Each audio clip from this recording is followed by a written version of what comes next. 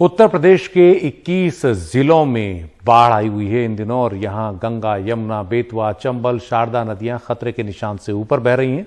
बुंदेलखंड के हमीरपुर और जालौन जिलों में हालात ज्यादा खराब हैं। वाराणसी में तमाम घाट डूब गए हैं और प्रयागराज में मंदिरों में पानी घुस गया है।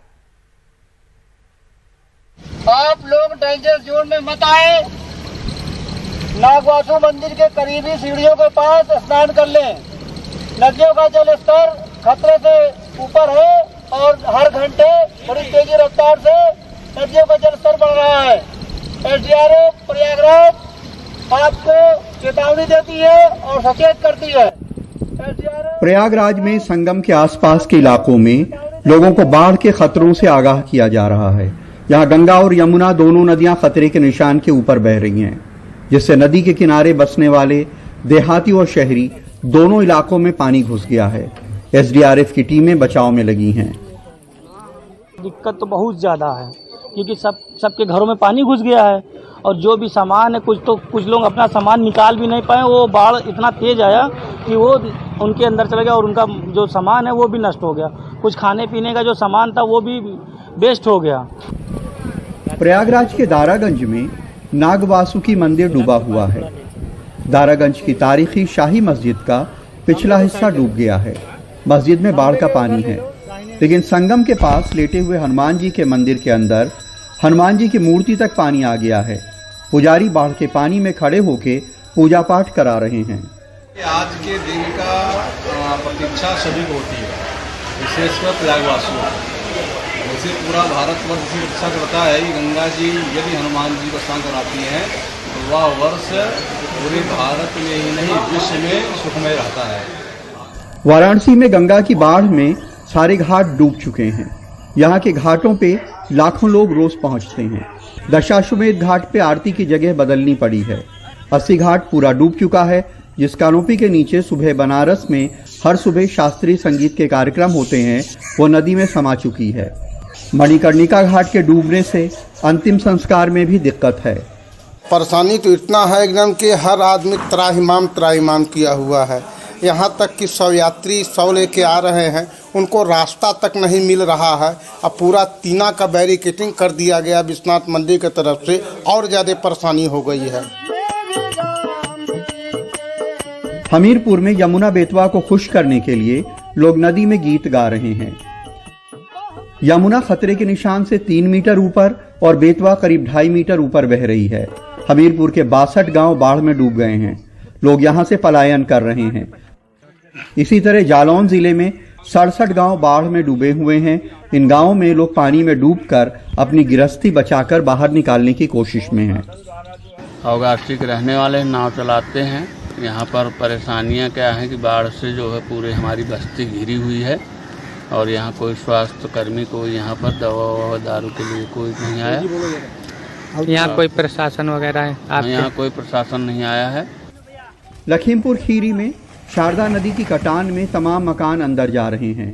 गोंडा में बच्चों का एक 10 कमरों का स्कूल कटान में घाघरा नदी में समा गया है। यहाँ नदी के किनारे बसने वाले अपनी झोपड़ियाँ ट्रैक्टर पे लेके जा रहे हैं।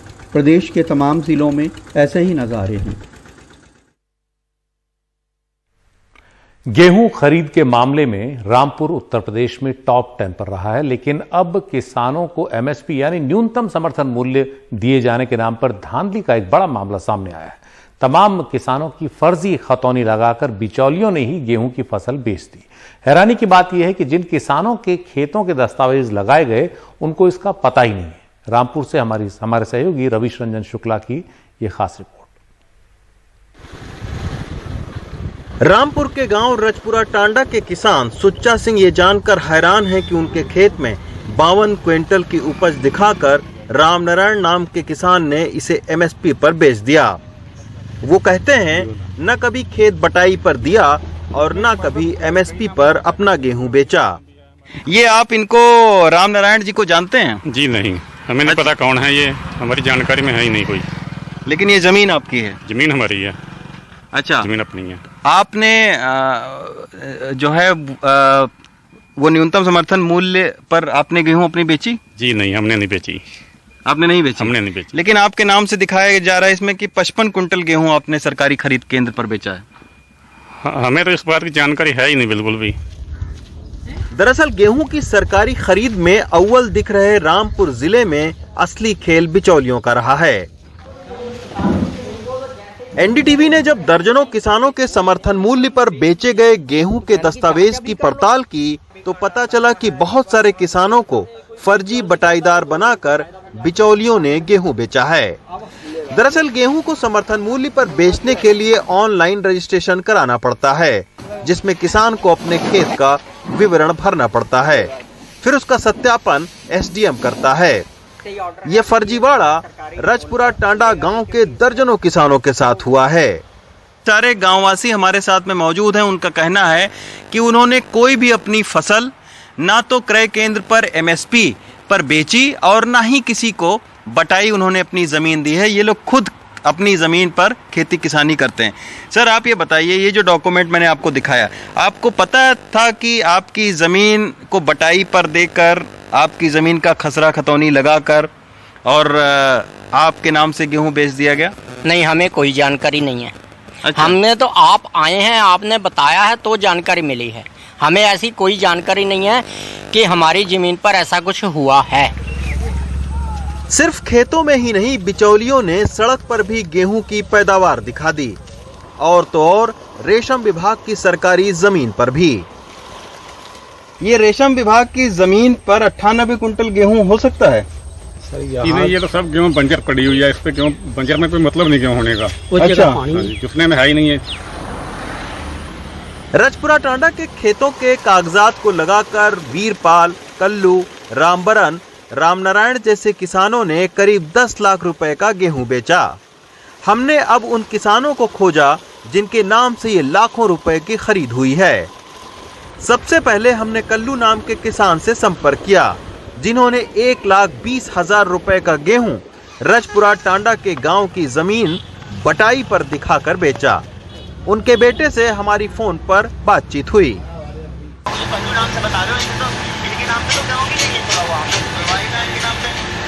अच्छा, कल्लू के नाम से गेहूं भी नहीं तुला है?